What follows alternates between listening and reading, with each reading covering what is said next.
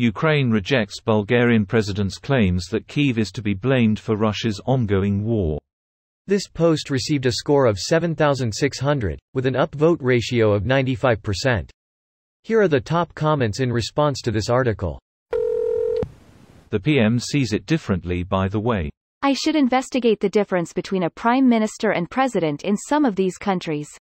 99% of the time the president is just a ceremonial figurehead, like the King of England, and the PM is the one with the real power. That is the case here. Wait, as a Scottish person, have we finally got rid of him as king?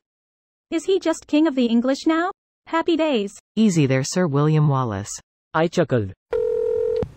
Guys, as a Bulgarian, I apologize for our moronic president.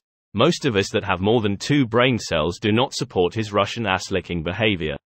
Haha, no need to apologize for one guy, although it'd be great for him to be investigated to see how much Russian money he's taking. He's just trying to stop the Ukrainian Nazi Jew president.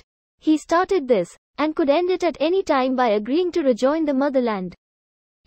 Never has been more necessary.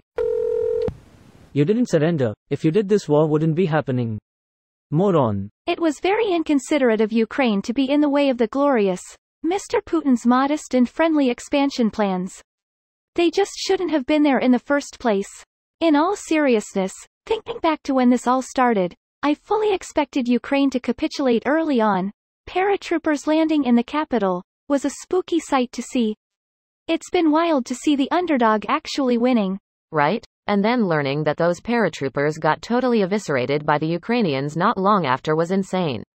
Dropping paratroopers like that was suicide the second they didn't manage to connect them with their armored convoy, which was days away under even the best estimates and conditions.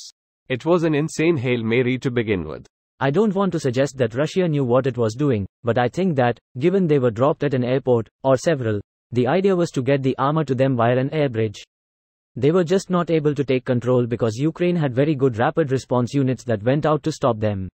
I remember the Russian soldiers just chilling at the airport the first hours, the journalists going to interview them, civilians talking to them, telling them, "Are you lost, Ivan? Do you need a lift?"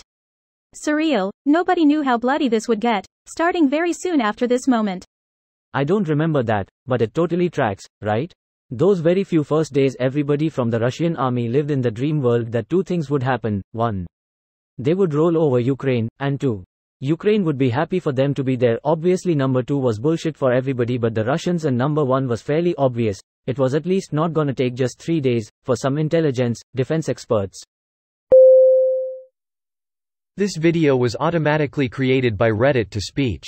The article and comments in this video were selected from Reddit according to their upvotes, and any paraphrasing was performed by smmry.com, without any human intervention.